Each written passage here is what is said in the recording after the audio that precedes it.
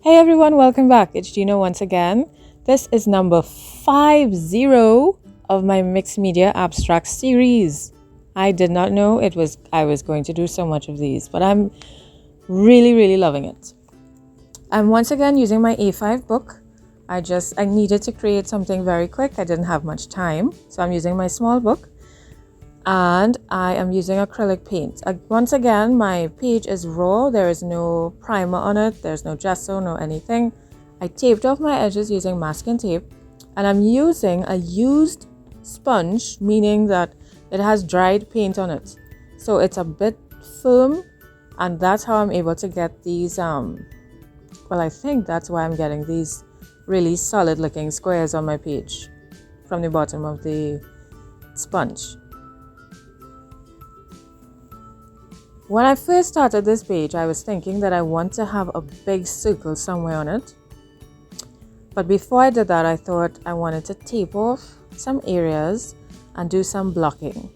I just thought, that would be a really cool idea and I wanted to try it.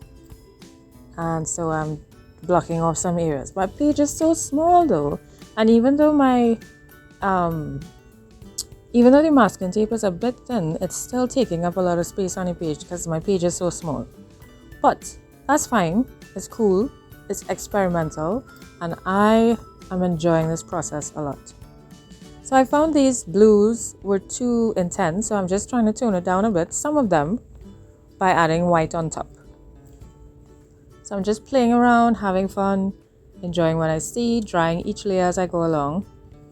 And I honestly was trying to decide if I was ready to peel up those pieces. But in the meantime, I'm coming back in with some green just to bring them back to the forefront a little bit. And I'm thinking, should I peel up the pieces now? And then if I peel them up now, do I do my circle? Because I'm still in my mind, I'm gonna do this circle. So I'm trying to think, should I peel it up now? So I've started, I wanted to look at it. Do I like it? Nah, I'm gonna put it back down. And I'm still trying to decide, should I peel it up? So I look at a different area now. Let's move that. Part of it was still wet, so part of the page actually came up because I didn't dry it properly. So note to self, note to you all, dry your layers properly before you peel up your tape, otherwise it's gonna rip the page.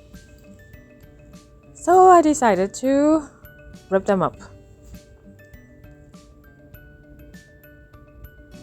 Wanted to see what to do next. I thought if I ripped it up, it will give me an idea of what's the next step.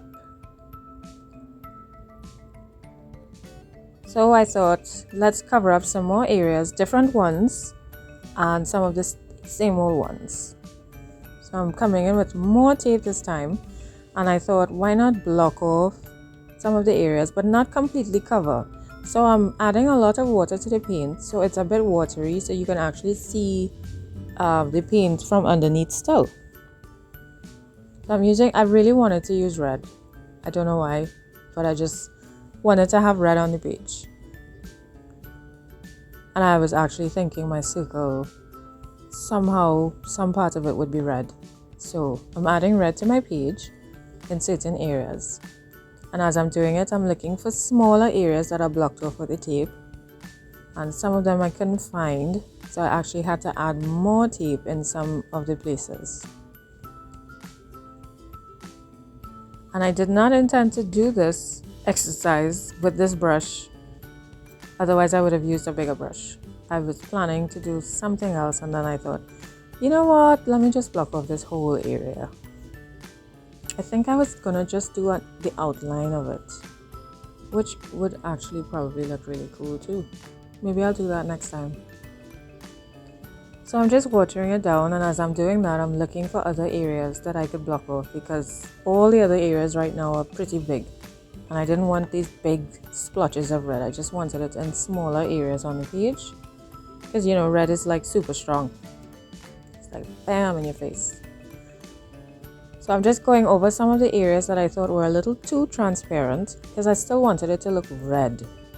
Not too washed out. I've tried that. Now I'm coming in with my white POSCA marker.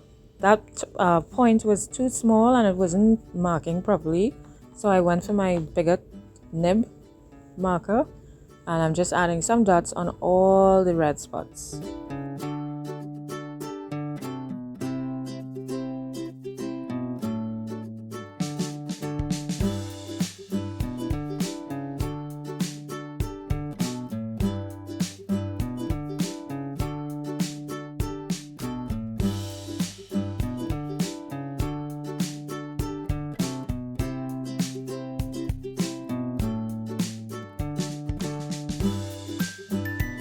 So I'm thinking, what do I do next? Do I want to take my tape up yet?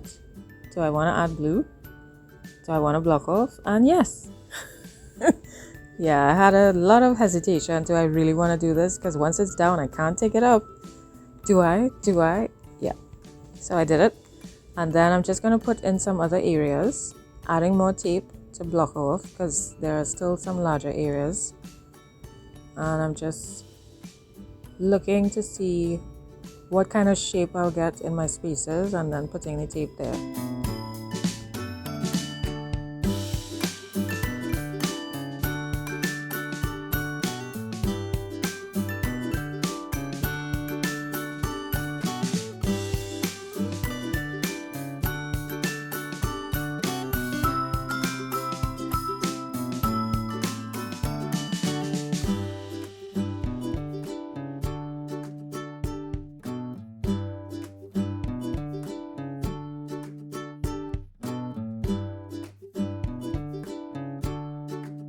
So now that's done, I've dried it, and I'm going to remove all my tape to see how it looks and to see what other ideas it's going to give me.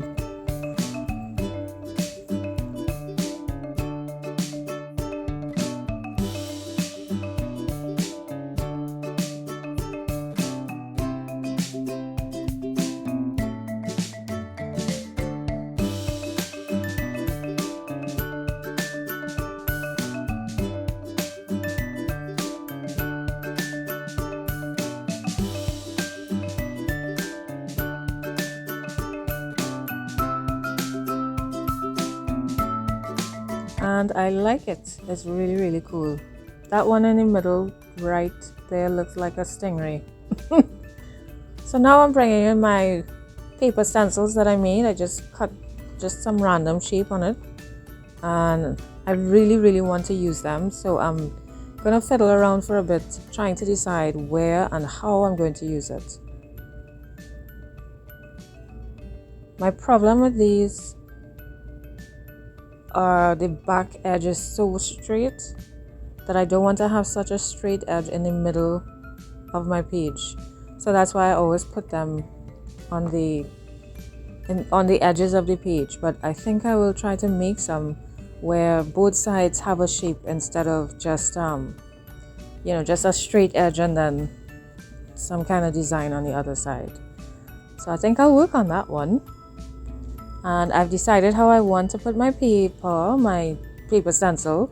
So now I'm holding it very carefully because it can move very easily, and just stamping down and pressing down my acrylic paint through my stencil. And I'm really excited to see how it looks because I've never placed a stencil in this way before. So I'm really excited.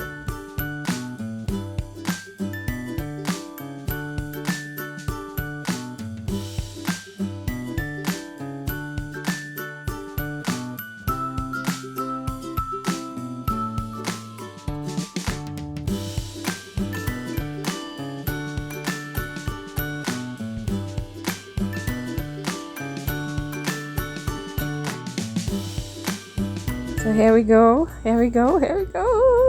and ta-da! You see, I'm so excited. Those are my excited fingers. Oh, I think it's so hilarious. I found it was looking like sort of like number twos, a number two, and so that's why I decided to join those lines. I'm just using my brush. I should have used a thinner one, or maybe take my time. But I'm just, trying to draw some thin lines to join the two shapes together very lightly. And then I'm gonna look at it and see if I want to do anything else.